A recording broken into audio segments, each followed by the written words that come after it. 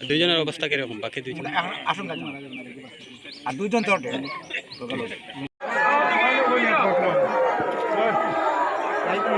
পূর্বদলাইয়ে কালবৈশাখীর বজ্রপাতে কেড়ে নিল দুটি তরতাজা প্রাণ। দুই নাবালকের মৃত্যু ঘটনাস্থলে এবং আরও দুজন নাবালক গুরুতরভাবে আহত।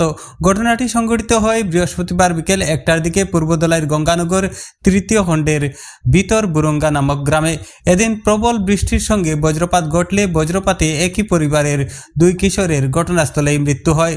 তাদের সঙ্গে থাকা অন্য দুই কিশোর বজ্রপাতের ফলে গুরুতরভাবে আহত হয়েছেন। ঘটনার বিবরণে জানা যায়, গঙ্গানগর তৃতীয় খণ্ড গ্রামের আজিজুর রহমানের ছেলে বছর 17-র দিলবার হোসেন, মতিবুর রহমানের ছেলে বছর 16-র রিয়াবুল হোসেন, আতাবুর রহমানের ছেলে বছর 14-র নেকবুল হোসেন ও নিজামুদ্দিনের ছেলে বছর 14-র ফারুক আহমেদ বাড়ির পাশে ফিশারির পাড়ে থাকা একটি টিনের ছাউনির পাহারা ঘরে বৃষ্টি থেকে বাঁচতে বসে পড়েন। আর সে সময় বৃষ্টির সঙ্গে বিকট মেঘের গর্জনের শব্দে আকাশ থেকে এই টিনের ছাউনিতেই বজ্রপাত ঘটে। এই বজ্রপাতে ঘটনাস্থলে দিলবার ও রিয়াবুলের মৃত্যু ঘটে। তারা দুজন সম্পর্কে খাকা জেঠাতো ভাই। এদিকে বজ্রপাতে গুরুতরভাবে আহত হন নেকবুল হোসেন ও ফারুক আহমেদও। ঘটনার কোনো টের পাননি পরিবারের সদস্যরা। বৃষ্টি শেষে পাড়ার এক মহিলার নজরে পড়লে তার চিৎকার চেঁচামেচিতে জড়ো হন পরিবার পরিজন সহ এলাকাবাসীরা। আহতদের উদ্ধার করে সঙ্গে সঙ্গে শিলচর মেডিকেল কলেজ ও হাসপাতালে প্রেরণ করা হয়। এদিকে ঘটনার খবরে সদল বলে ছুটে আসেন কচুদরম থানার ওসি খনীন্দ্রনাথ। পরে ম্যাজিস্ট্রেটের উপস্থিতিতে প্রাথমিক তদন্ত শেষে কচুদরম পুলিশের সহায়তায় ময়নাতদন্তের জন্য শিলচর মেডিকেল কলেজ ও হাসপাতালে পাঠানো হয় তাদের। এই ঘটনায় এলাকায় শোকের ছায়া নেমে এসেছে। ঘটনার খবরে শোক ব্যক্ত করেন রাজ্যের মন্ত্রী তথা দলাইয়ের বিধায়ক পরিমল শুক্লবৈদ্য। উনার নির্দেশে তাৎক্ষণিকভাবে পূর্বদলাই জেলা পরিষদ সদস্য স্বপন কুমার দাস ও বিজেপির ওবিসি মোর্চার কাছাড় জেলা সভাপতি কৃষ্ণজীবন দেবনাথ ঘটনাস্থলে পৌঁছেন। স্বপন কুমার দাস জানান, মন্ত্রী পরিমল শুক্লবৈদ্য গুয়াহাটিতে রয়েছেন। ঘরে পৌঁছাতেই তিনি সরাসরি এসে খবর নেবেন। তিনি শোক ব্যক্ত করেছেন এই ঘটনার। গঙ্গানগর জিপির প্রাক্তন আঞ্চলিক পঞ্চায়েত সদস্য আলতাফ হোসেন লস্কর এই মর্মান্তিক ঘটনায় শোক ব্যক্ত করে বলেন, পরিবারগুলি খুব গরিব এবং এই গরিব ঘরের ছেলেদের অকাল মৃত্যুতে ভেঙে পড়েছে পরিবারগুলি, তাই সরকারের কাছে আর্থিক সাহায্যের আর্জি জানান। এদিকে মতিনগর জিপির প্রাক্তন জিপি সভাপতি ইকবাল বাহার সেলিম এই ঘটনার শোক ব্যক্ত করেছেন।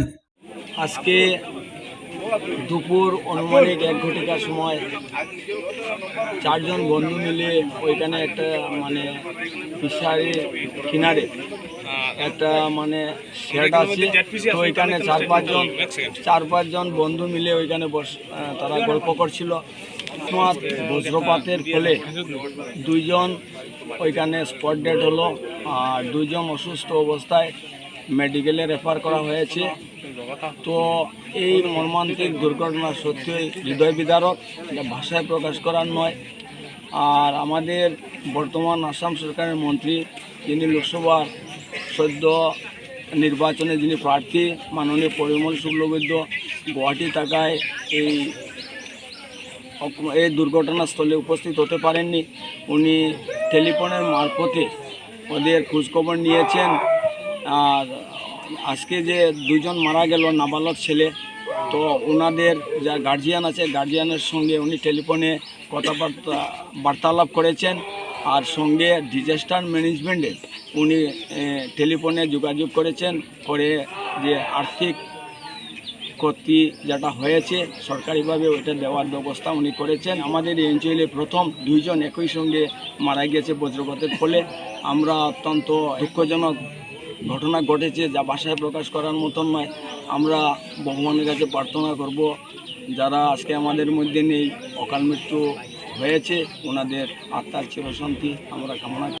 তারা ছাত্র মানুষ। কোন স্কুলে পড়াশোনা করে তারা? নিকামা হাই স্কুলে। আচ্ছা। তারা আজকে দুর্ঘটনা করছে, আজকে তো বৃষ্টি আনছে, তারা আল্লাহ ওইদিকে এদিকে আল্লাহ দৌড়াইয়া গিয়া আর গরু গা ঢুকছে গিয়া ফিসের ঘরে একটা রুম আছে, ও রুমে গিয়া তারা উঠছে। শিলাবৃষ্টি হয়েছিল, শিলাবৃষ্টির কারণে ও রুমে গিয়া তারা উঠছে। উঠার পরে কতক্ষণ পরে তো আবার বজ্রপাত ঘটে গেল গিয়া। আমরা প্রতিবেশী খেয়ে হইতে পারি না, তার গরুর মানুষে হইতে পারে না। অন্য গ্রামের একটা বেটি মানুষ ওইদিকে যাওয়াত লাগিয়া যাইতে দেখছে দেখার পরে তারা বাড়িতে খবর হয়েছে ও খবর হওয়ার পরে তারা গিয়া তারা লাশ উঠাই আনা হয়েছে আর দুজনকে মেডিকেল ব্যবস্থা নিয়েছে